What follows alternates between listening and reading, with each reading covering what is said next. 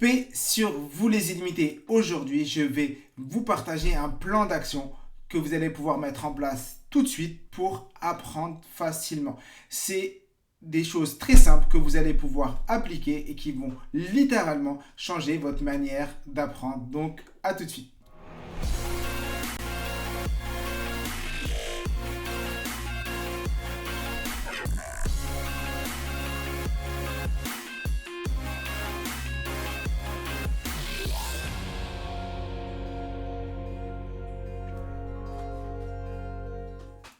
Paix sur vous, je suis vraiment content d'être là et de pouvoir vous partager mes enseignements sur les techniques d'apprentissage, la lecture rapide, le mind mapping et les techniques de mémorisation. Et aujourd'hui, on va parler d'un plan d'action très simple que vous allez pouvoir mettre en place tout de suite qui va vous permettre d'apprendre beaucoup plus facilement, surtout des notions compliquées.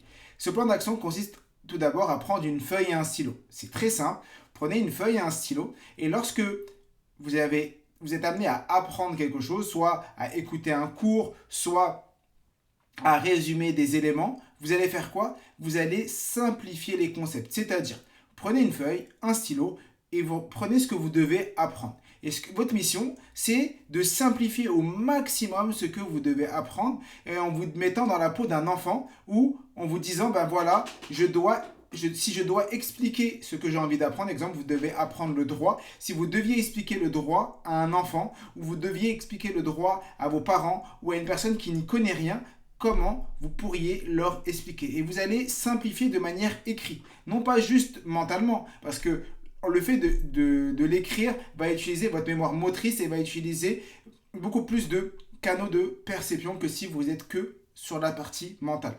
Donc vous allez écrire en simplifiant les concepts. Une fois que donc, vous prenez une feuille et un stylo, 2, vous écrivez et vous simplifiez les concepts que vous devez apprendre et que vous voulez mémoriser.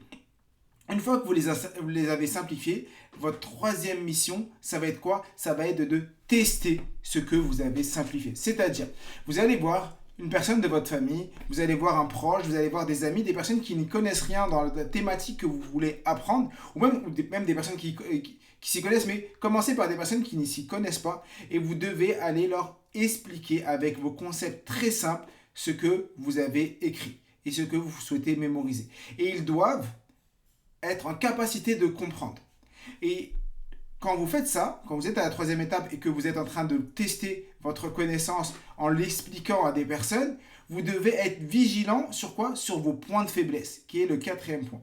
Oui, vigilant sur vos points de faiblesse. C'est-à-dire, lorsque vous allez expliquer les notions à différents moments, peut-être que vous allez bégayer, peut-être que vous allez avoir du mal à expliquer, peut-être que même votre interlocuteur va vous poser des questions et vous allez avoir du mal à lui répondre. Et bien, il faut noter tout ça. Il faut noter les moments, les questions auxquelles vous n'avez pas pu répondre, les moments d'hésitation, les moments où vous avez eu du mal à expliquer. Il y a une phrase que me disait ma prof quand j'étais jeune, quand j'étais au collège, elle me disait « Ce qui se conçoit bien s'énonce clairement et les mots pour le dire arrivent aisément ». Je leur ai dit « Ce qui se conçoit bien s'énonce clairement et les mots pour le dire arrivent aisément ». Donc vous devez pouvoir en parler de manière simple et de manière très très simple. Une fois que vous avez fait ça, donc on est arrivé à la quatrième partie, la cinquième partie qui est encore plus simple.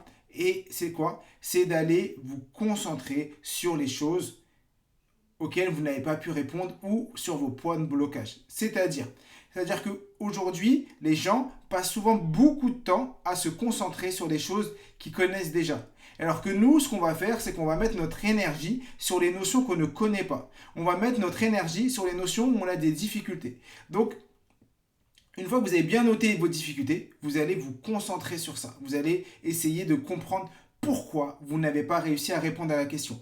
Et il y a un exercice qui est l'exercice des 5 pourquoi. Vous allez toujours en profondeur. Mais pourquoi l'auteur dit ça? Pourquoi dans le prof c'est telle formule? Pourquoi dans le droit c'est telle juridiction? Voilà, j'en ai même bégayé. Vous allez chercher les notions et vous allez vous poser pourquoi. Et une fois que vous avez répondu, vous dites encore pourquoi. Et encore pourquoi. Et comme ça, vous allez vraiment aller en profondeur et vous allez être capable d'en parler très simplement, et ce que je viens de vous partager est idéal si vous voulez enseigner des notions. Si vous êtes amené demain à enseigner des notions, mettez ça en application, vous verrez que les personnes qui seront devant vous vont être plus enclins à comprendre ce que vous faites parce que vous allez leur expliquer de manière très simple.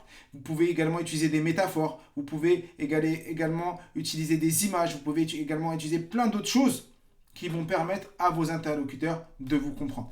Donc si cette vidéo vous a plu, je vous invite à mettre un petit j'aime, à mettre un commentaire, à me donner de la force pour continuer. On est plus de 2000 personnes sur cette chaîne et ça c'est grâce à vous. Il y a quelques semaines, on n'était même pas 1000. Aujourd'hui, on est plus de 2000 et ça, c'est grâce à vous. C'est parce que vous vous abonnez, parce que vous mettez des cœurs, parce que vous mettez des messages et je vous remercie et je vous donne rendez-vous la semaine prochaine pour une nouvelle vidéo. Et rappelez-vous que je suis, tu es, nous sommes tous des illimités.